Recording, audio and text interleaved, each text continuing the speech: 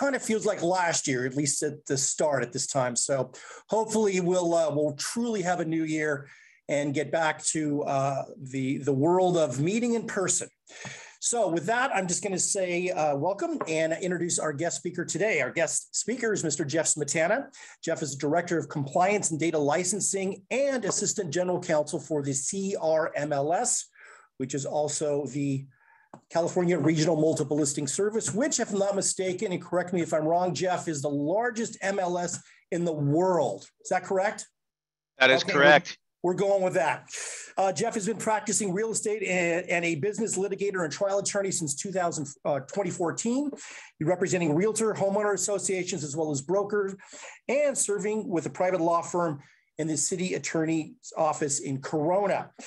Prior to his legal career, Jeff was a real estate sales and loan agent for 12 years. So yes, he's got a great background in our industry.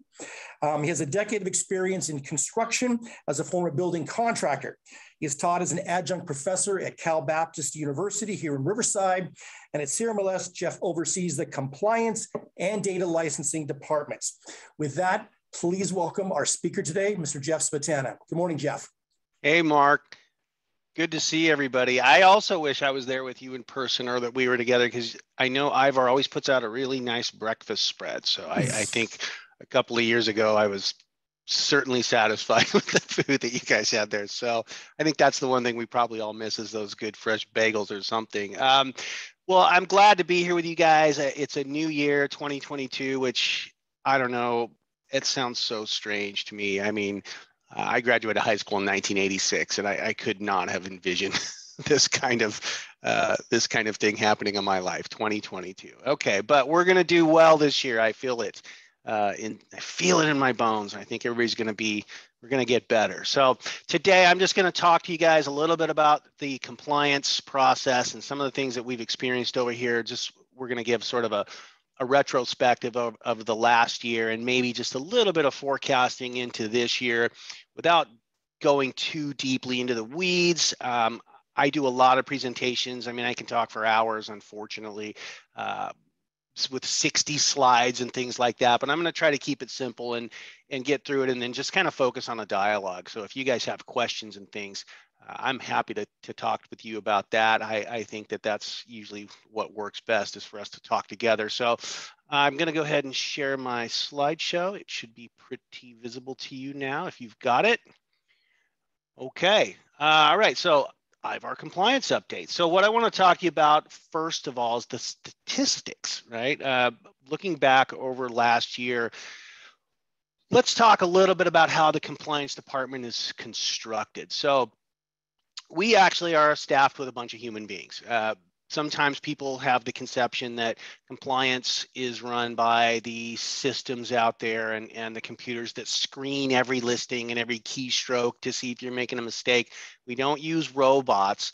Not that there's anything wrong with that. I know that there is listing data checker from CoreLogic, which a lot of MLSs use, but we tend to want to take a human approach and do some real human investigating on everything that we get. So what we have here in the department is we have myself as the director, we have a manager, 3 supervisors, 3 lead analysts, 15 analysts, and 3 billing admins. That is a lot of people, and it's a good team. They're really, really good folks. I have made a point to hire folks with certain set of experience and background characteristics. I have personally hired a lot of TCs, a lot of former transaction coordinators. I have found that they do really, really well in this job because they understand agents and brokers. They understand the transaction process. They understand the forms. And I found that they thrive in this position. On the other hand, I've also hired some people from the banking industry, the accounting industry, and the legal industry. So we have kind of a nice, variety of approaches and intellects and experiences that we bring to the table when we're looking through these things. So that's our team. Why do we have so many people? Because we do a lot of things. So we're not just sending you annoying emails and sending you citations and things like that. We do the investigation and processing of the reports that we get, clearly, But then alongside that goes billing and invoicing. You know, if there are citations and suspensions, we have to monitor and handle all of that. But we also do our own training and education. If you're familiar with CRMLS, we have a very robust training department in and of itself that can talk to you and teach you about anything related to the MLS, and a lot just about real estate and tools in general. But in compliance, because we have such a specialized sort of oversight, we do our own in-house training. We don't want anybody out there, you know, making misstatements or things. We want to be accurate. So we have a team that's dedicated to that as well. And then the administration of the hearing and reviews, what I'm referring to there is if you do get a citation, you do get due process. If you disagree with it, it's really simple. You can just fill out a form on our website and our whole process will stop until your citation is reviewed. And that's either done in written review form at your AOR Pro Standards level, or there is the opportunity for a full evidentiary hearing. We've done a lot of those, as I'm going to point out. And then we have conducting chat and other customer service interactions with users. You guys may be aware that no, we do not take inbound phone calls. Our front door, so to speak, is through our chat platform. I know that's sometimes a little bit inconvenient, but because of what we do, having things in writing is paramount. And I'm putting on my attorney hat here. It's very, very easy for someone to mischaracterize something that's said or not said. And so unfortunately, we need to have that stuff in writing. But you know, we do also take voicemails, and we will give you a return call if you leave us a voicemail. One of my lead analysts will call you back if it's something important. And then we also have our email interactions, which is just thousands and thousands of emails every day. So what did we do last year with all these people and with all these jobs that we do? Well, in 2021, our compliance department received 44,946 reports. What is a report? A report is something that you, an agent or a broker who uses our MLS, send to us because you looked at a listing and saw a problem, right? There is a little link in the bottom of your Matrix platform that says report a potential violation. That's clicked quite a lot. And so we have to take every single one of those and turn it into a case. We also get them via email. And then sometimes when we're investigating things, we see other stuff. So we have to create a new case for that as well. So we've got a lot going on. That's a lot of volume. We processed 63,000 and change cases. So it's more than the reports because we also have to create cases that we find. We get secondary cases that we find when we're looking into stuff. And so there's a lot going on there. We did issue 4,800 and change citations. It's a little over 10%. From the report volume. And that has been a number that has been consistent for my entire tenure here, is that 10 to 11% of the reports ultimately result in a citation. So I think that, you know, given the volume of the listings that we have, I mean, you know, thousands and thousands, tens of thousands of listings in our system, 109,000 agents and brokers and subscribers, appraisers even, that are our users. It winds up being a very, very small percentage of our users and the listings themselves that eventually are found to have been in violation. So I think that I've done the math, and I think it's you know, around like 2 to 4% of our users on an annual basis get a citation. So flipping it on its head sometimes is helpful. And I look at that and say, well, 96 to 97% of our users are doing everything right. I think that's a good, you know, number. I'm pretty happy with that. I would consider that a success.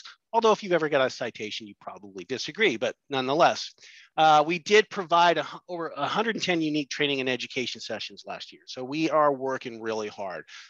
If you want education and training regarding compliance, or in general, or a specific item like clear cooperation or coming soon, IDX, you name it, we will reach out, or you can reach out to us. We will put something together personally for your brokerage or your AOR, which we do a lot. We also have general sessions, which get advertised and promoted through Matrix, which is wide open to our entire membership. We also do AOR staff training. So if your staff wants to get up to date on the latest processes, or let's say the citation review process, I have also visited with the MLS committees, the ethics committees, the pro standards committees, just to give them Q&A sessions. So we work really hard to give you guys anything you need in terms of education. So working hard that way. We did administer 405 citation reviews last year. So about 10% of the citations that went out, the folks challenged them. The majority of those are now in a written review form. So basically you fill out the form, we put our evidence package together. That whole thing gets sent over to grievance and pro standards at IVAR, and they take a look at them in written format. No one has to show up for a hearing and blow up your day. It just gets looked at in a written form. But we also did, I want to say, about 60 in-person hearings where it's a full evidentiary presentation, kind of a big ordeal. Those are usually reserved for the disputes that are significant and serious, and sometimes the ethics and grievance folks at the AOR want to add things to it, and so it's more appropriate to have a hearing on that. And then we did conduct almost 13,000 chats. So we do have a lot of interaction. As I talked to you a little bit about chat and how that works out and why that's important for us. So that's what we did last year. I think that this year will probably be similar. If you are one of those folks who is reporting violations on listings, I thank you, because what you are doing is helping keep your own MLS data accurate.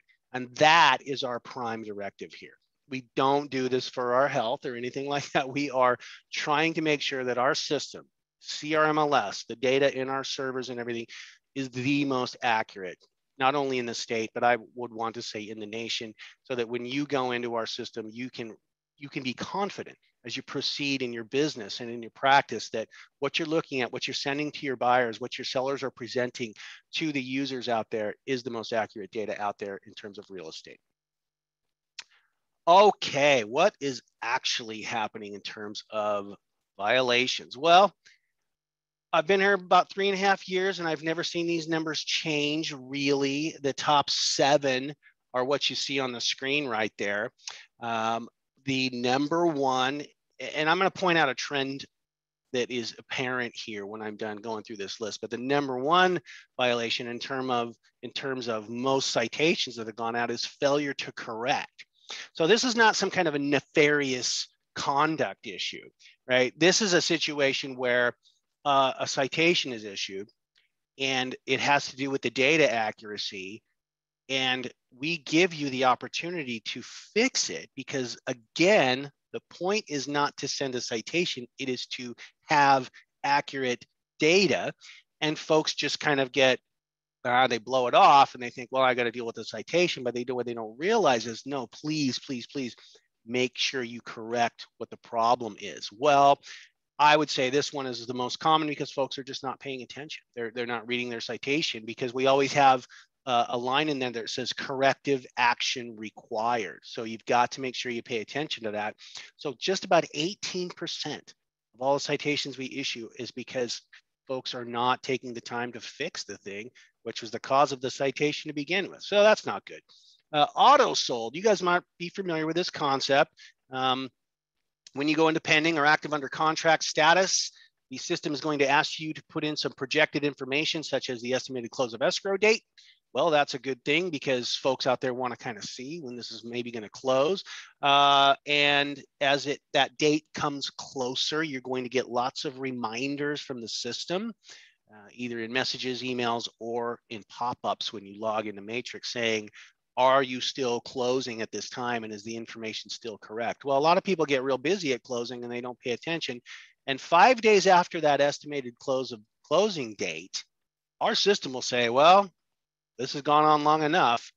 Boom, it goes automatically into a sold status, and you might not be able to fix that. In fact, you won't, because that's a finalized status, and so you have to go in and fix it manually. So that's another issue where folks are just not paying attention. Very similar to the number one violation. Auto sold is an attention situation. You've got to make sure that that information, which, by the way, is probably the most important piece of data we have, right? How long was this thing on the market? What was the sale price? Okay, what were the concessions? These are super crucial pieces of information for your CMAs and for your lenders, for your buyers, right? So it's really important. Just under 18% auto sold violations. So now we've got about 36% of our violations that start and end with people being inattentive. Again, not nefarious conduct, just an attention problem. And then public remarks. So this is kind of a sloppy one as well. Public remarks is the property description, right? And that's all it's supposed to be. We find over and over and over and over again that folks forget about that and they try to put their phone number in there, or they try to put their website in there, or they do really silly things like put gate codes and showing instructions and things like that. We have dedicated fields for that in the MLS. This one is unfortunately, and it's a mystery to me and my team as to why that continues to happen. Keep your public remarks neutral. Describe the property, describe the amenities, and then put your other stuff in the other fields that we have out there. Next one is branded media. This has probably been the perennial favorite. It's dropped down a little bit, again, because of the increase in the failures to correct in auto solds, but it's branded media. It's when you have your sign in your photo. So just like the public remarks, your photos should be neutral. Right? The content of your photo should be limited to the property, the surrounding areas, the amenities, things like that. You can't have your contact information in that public facing field. The number one violation here, guys, is your sign in your photo. So please double check your photos before you go live, and we can avoid that one. So adding those up, I mean, I don't know, was that 60+%, almost 70% of our violations is those top four. I would say, having sat in this chair for 3 years, nobody here means to do wrong, right? They're not being bad agents or cheaters, with respect to those top four. They're just not paying careful attention, or they haven't been trained well. So the trend I'm pointing to here, guys, is something that, it ties in with what I said before about how 96 to 97% of our users are not breaking any rules. This is kind of a second part of that thought, right? So you've got all these other things happening and these citations going out, and these people aren't meaning to do it either. So I take that in an encouraging way, believe it or not, to say that most people are just trying to do the right thing. But unfortunately, some people are not paying attention. I think that's the takeaway here. Mandatory photo. You got to have one photo up within 2 days of your listing going into an active or coming soon status. It sometimes still doesn't happen, even with great phones and all that good stuff. Some folks still fail to get their photo up in time. And then the last two are also inattentive issues. Failure to provide documents. So if we're doing an investigation, it is our duty to try to get all the evidence, right? If someone says, hey, I happen to know that this listing has been under contract for a week and a half because the agent told me, but it's still in active status, well, we've got to go in and find out what's going on. Again, so that the data is accurate. And that's a pretty key data point, isn't it? Right? So if you're a buyer's agent, your buyer says, look, this is on the market and it's actually not, that's a huge inconvenience for you as a buyer's agent. I think you can all, understand that. I certainly remember being in that situation. So if we ask for, let's say, the purchase contract, because we want to see what date this thing should have gone into active, under contract, or pending status, we give you 2 days to send it to us. And if you don't, you're going to get a citation. So that's what failure to provide documents is. And it's very closely related to this last one on the list, failure to update status. So again, you can look at this list, and I don't think any of the, I would say the problematic conduct issues are on here, such as stealing people's photos, right? Not being present when your buyers enter a property, right? There's a lot of things that are very sloppy and indicative of kind of what you would call a quote unquote bad agent. They're not necessarily that common. They do happen. But what you see here before you is a ton of citations going out for folks just not paying attention and being careful in their use of the MLS. So interesting. Jeff, yes, sir. Jeff, real quickly, maybe you can explain how the violations kind of fall into two different categories. Some of them are default, not able to correct types of Right. violations. Some you can't. That's an issue of frustration. Sometimes agents make a mistake. Their mistake is something they can't correct based on the rules. Take a minute and talk about that. Yeah. Yeah. And you're right. You're right. Please mute yourself, folks. Sometimes you do get a citation that you didn't get a warning on. And basically, Mark has hit on the core concept there, is that it just can't be corrected. So for instance, branded media. If your sign is in a photo and it gets put into the system and it goes active or coming soon, that photo is going everywhere. Okay. Hundreds of thousands of populated websites out there are showing your sign. Buyers are able to see it on Zillow. I mean, for crying out loud, the point with that is you cannot unring the bell.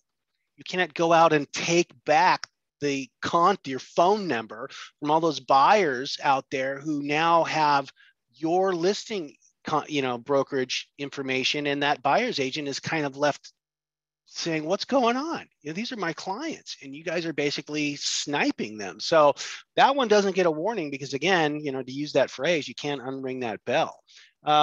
Most of them do, what you see on here, most of them get a warning, but public remarks is the same concept.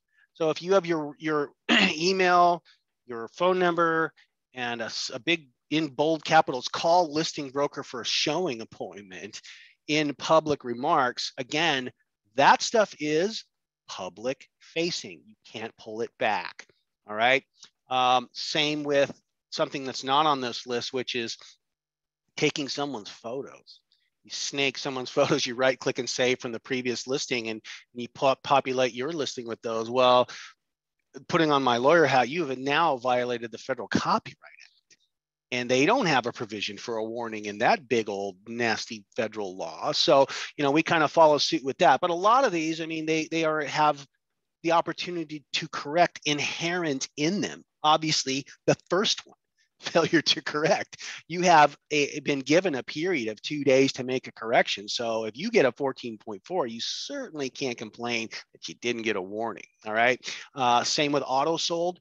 Guys, you get 9 separate notifications before you get an auto sold citation. That's a lot of stop signs to run. You really have to want that one. And if you wanted that bad, we will unfortunately give it to you. So failure to provide documents and failure to update status, those things are all things that you are consciously aware of. Again, the failure to provide documents is because we reached out to you and told you send us this by this date. So the majority of what you see here are correctable or completely avoidable, with the exception of branded media and public remarks. So again, the concept behind warning or no warning is it too late once it's already happened? Failure to update status is one of those as well, right? If it should have been in pending on December 15th and you are still in active status, you have per se violated the rule, right? Correcting it now doesn't do anything because the data has been inaccurate. It's the DOM and everything has been messed up. So we'll go back and correct it for you once we get the documentation. But again, that's a per se violation. So does that help, Mark? Does that kind of clarify some of the perspective we have Absolutely. here? Yes. Okay, good. All right, so I'm trying to hustle here. I've got to get going. Clear cooperation. So this is a big thing. You guys are familiar with this. I wanted to give you some overview of what happened in 2021. This became a live issue in May of 2020. That's when it became a mandatory MLS rule, and we put it into our rule set and we started enforcing it. But for the first 6 months with clear cooperation, all we did was send out inquiries and courtesy notices saying, guess what? This is a new thing and you can't do this. So let's help, we'll help you fix that. And then we started in with, okay, we're going to give you a warning. So if we get evidence that, you've marketed this property and it's not in the MLS, we're going to give you a warning and give you a day or two to put it in. Well, that went on for quite some time as well. However, in September of this year, the warning went away. I mean, a year and a half is plenty of time for a rollout. So at this point, if we get evidence of public marketing of a listing and we go in the MLS and it's not there, we're just going to wait one business day. And then if it's still not there when we check back, a citation's going out. So, you know, that might sound harsh, but again, put it in perspective. There was a year and a half of public debate before this thing even became a reality, and a year and a half in before we even removed the warning. So if you're not aware of clear cooperation, what you should and shouldn't do at this point, kind of think that's on you. Not to be too harsh about it, but if you want special presentations on CCP, I do them all the time. We've got a ton of stuff on our website about how to navigate CCP, videos, FAQs, everything. And again, if you want to do a brokerage or an AOR session, training session on that, I am happy to do that. So what you see there is the stats for 2021. Getting a lot of reports, but a very, less than 10% of the reports ended up in citations. So just 69 citations issued last year. The next one is interesting. Okay, so it says corrected parentheses after a warning. So up until September, the warning was still in place. So there was 330 of these that got corrected because we warned folks. What is the takeaway here? That number is not going to be very high going forward because there will be no warning. So what we're going to see is that 330 number sort of transitioning up into more citations. So please be aware, don't get caught unaware of what you're doing with your listing before you put it in the MLS, right? The rest of them, a lot of them are corrected just before we even get to them. Some are duplicates where more than one people see your sign out in front of the listing and report it to us. We have withdrawn or found no violation or unable to verify in many of them because, so for instance, withdrawn, we issue a citation and someone says, oh, I didn't even have a listing agreement, that the sellers just wanted me to promote it a little bit. Well, CCP only applies to list properties that are under contract for a listing agreement. So if you don't have a listing agreement, that's a big old loophole. So we withdrew those. No violation. Same thing, very, very similar. I didn't have a listing agreement, or there were two agents on the sign, and so they both got violations. And then we find out that the one was not even a co-listing agent. They just happened to be on the ads. They couldn't put the listing in if they wanted to, so that one gets pulled back. And then unable to verify is just someone sends us a photo, we can't read the sign or something like that, or we can't identify the property. And remember, the reason we need evidence from you guys out there in the world is because these aren't in the MLS, right? These are just things happening out on the streets, and there's no way for us to know or see what's going on unless you send us something. So insufficient evidence. Generally, if we get something that's blurry or something, we'll send to the reporting party, hey, do you have a better photo so we can really work on this? So clear cooperation. I'm not overly concerned with the amount of reports received or the citations, but I will tell you that there is no warning, and that is something you need to be conscious of going forward. So some changes we went through in 2021, things that you're either aware of or definitely should be aware of. During COVID, we made some changes, some adaptations for folks to deal with the fact that no in-person open houses or showings were being allowed. So we took away those fields in Matrix, and then we allowed in the public remarks you to put showing platform websites or things like that, places where folks could get information on showings, because again, there was no information in the open house or showing fields. So we figured that we'll let you put it in the public remarks, and that way they can figure it out.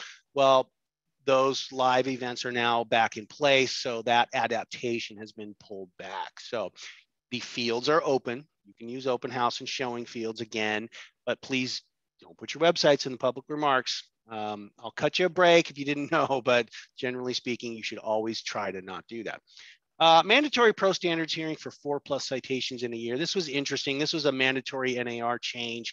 It has to do with really kind of the concern about broker oversight. So if we get agents who are getting 5, 6, 7, 10 citations in a year, it's a lot of work for us.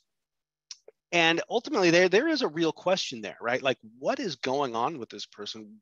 Where is their broker, right? And it's a fair question to ask, because everything we send out on citations is CC'd to the broker, right? So there is not an unawareness there. And so at a point, there's really a legitimate question about failure to supervise. So NAR, having this concern, made it mandatory so that if someone has gotten already 3 citations and becomes eligible for a 4th, so we've already issued 3, a report comes in, we have something in our system that says, oh, this is going to be their 4th citation. We have to stop and we have to send a disciplinary complaint to the AOR. And it is a mandatory pro standards hearing for the agent and the broker. The broker must attend. So that's an oversight change.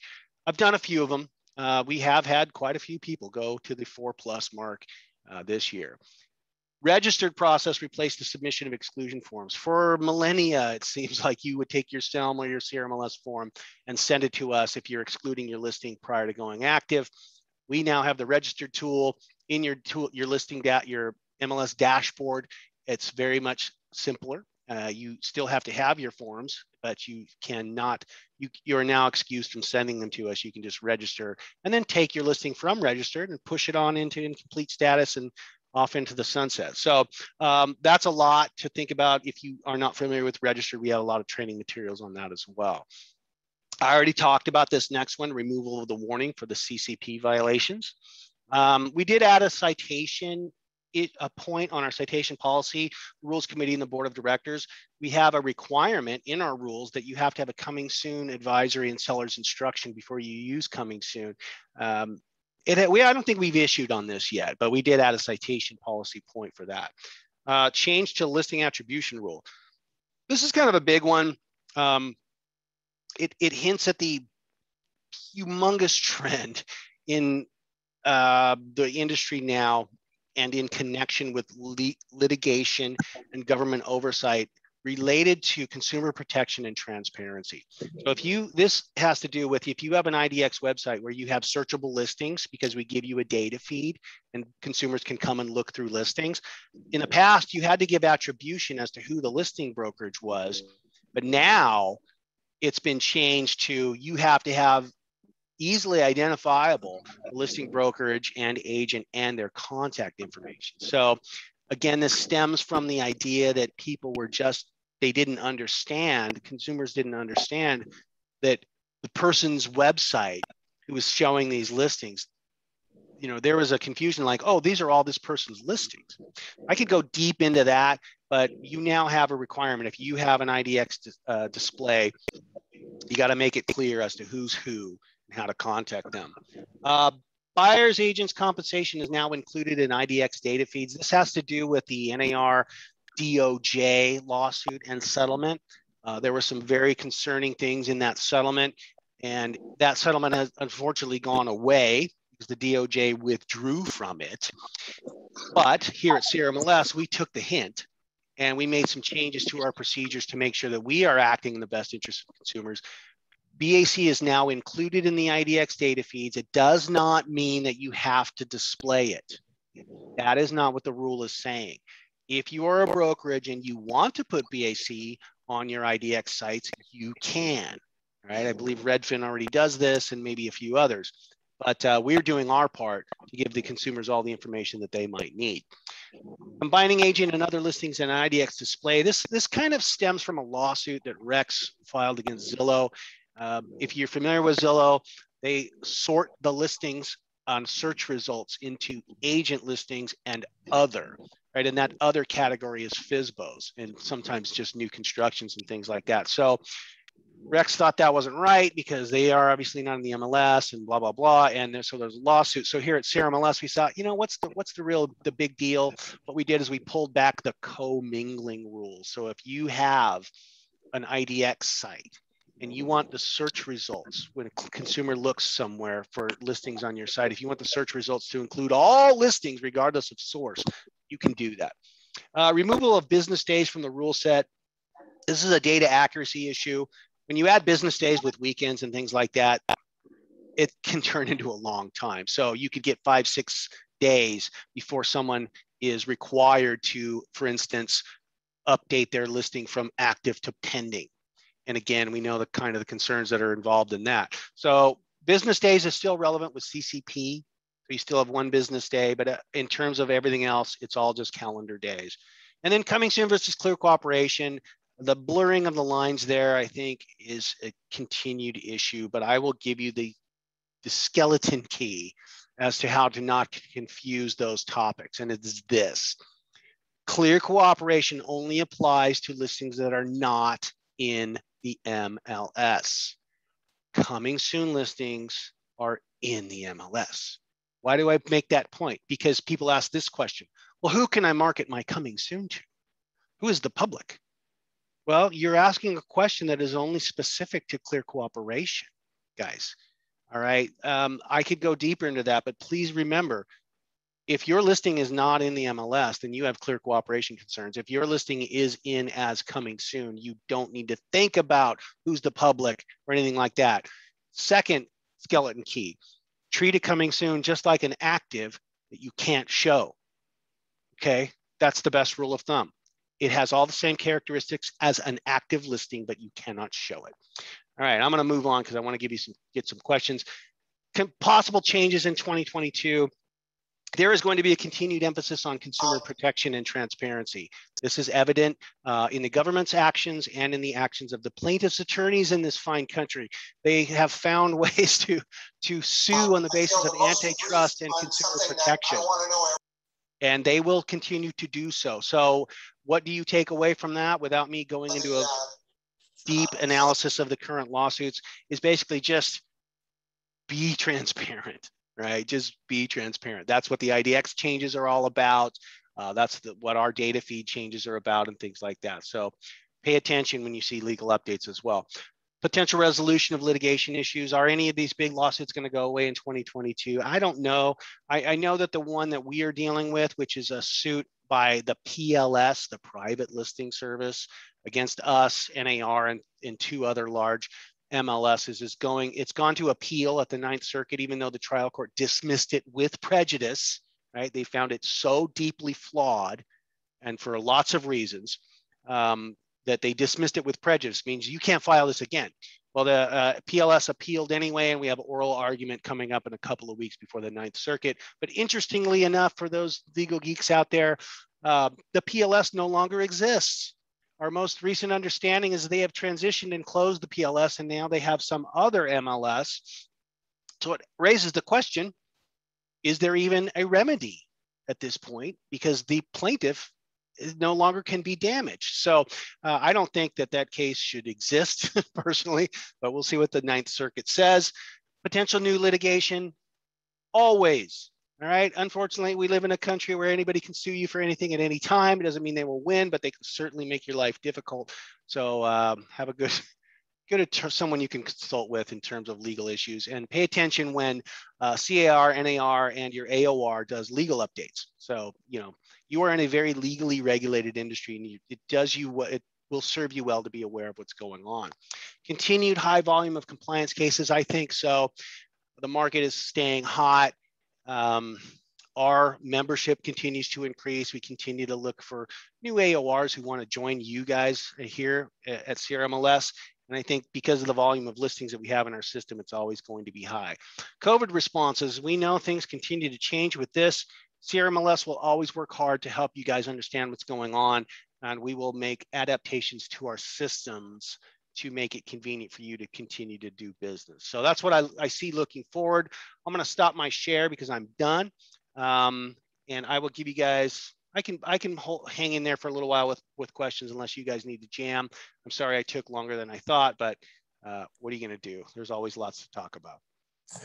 Well, Jeff, thank you so much. I know we've got you for just a few more minutes here. Are there any questions for Jeff regarding any of the issues he's discussed, or things that you want to bring to his attention and get some additional information on?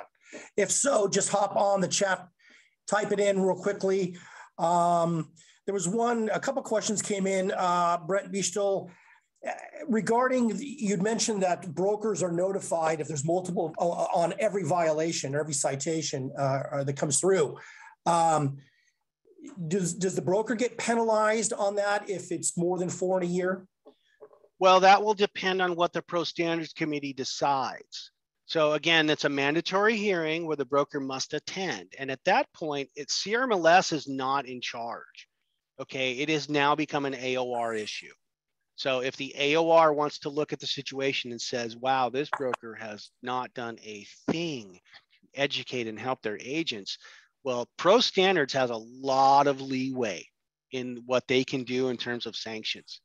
And so depending on what the situation is, then the broker might be penalized, or it might be something that it's not that serious. And the brokers agents who sit on Pro Standards look at their peers across the table and say, little slap on the wrist here, just do better. So it won't be CRMLS deciding what happens once that fourth citation comes into play. Great, thank you. Any other questions for Jeff? We've got him for another minute at the most. He told me he had a hard 9:45 out here. So I can hang in a couple more minutes, Mark. I don't want to shortchange you guys. So okay, I really, well, we need some input here. Any questions?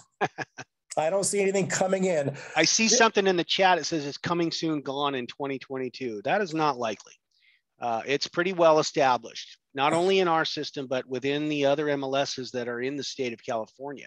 And as you guys might know, we data share with all these other MLSs. So if someone has a coming soon status, one MLS has a coming soon status and another one doesn't, well, those listings are data fed between the MLSs, and now there's all kinds of, it's kind of like a traffic accident, right? I mean, what does a coming soon look like when it goes into a system that has no coming soon, right? What are the rules on that? It can be a big snafu. So what we've tried to do here at the higher levels is to negotiate and get together with the other MLSs in the state and have up a consistent set of rules. And we're still working on that. But as you might also know, coming soon will no longer be in the IDX feeds as of today. All right. And that was something that we had to negotiate amongst all the other MLSs in the state. So it's not going away, right? We are working hard in compliance to supervise what's going on. The biggest concern has been that people are using coming soon and yet they are still showing the listings, right? That's cheating. We consider that a really huge problem. And that is a $2,500 no warning fine. Keep in mind, there is no way for us to know about it here. That is conduct happening out there in the market. So this is an opportunity, and I understand it's a risk, but you must self-regulate your industry in this respect. So if you know and have evidence of a coming soon that has been shown, you have to send us the evidence and then we can do something about it, right? Again, you guys are in a very unique industry. You get to police yourselves. You get to run yourselves and steer the ship. And I commend everybody who's on a committee or who serves or comes to these meetings because you are helping in that way. You're volunteering your time. That's great. Keep in mind, if you don't govern yourselves, someone else will, all right? And you will lose something somehow, all right? That's great insight. Burton, our president here at IVAR for this year, made the comment early on about we have all of our committees. CRMLS Tech Committee here at IVAR meets basically every month.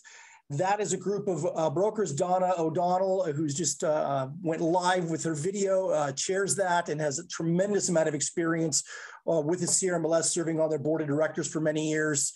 That is a committee that gets together with realtors and they discuss all of these issues, and all that information gets fed into the CRMLS leadership relative to possible policy changes that have an impact on your business. So if you have any interest in getting involved in that, IVAR's website at the very top has a committee tab. All the committee information is listed on there. Please go there and find out the information, and hopefully you can participate and take leadership in control, because as Jeff said, this is our industry.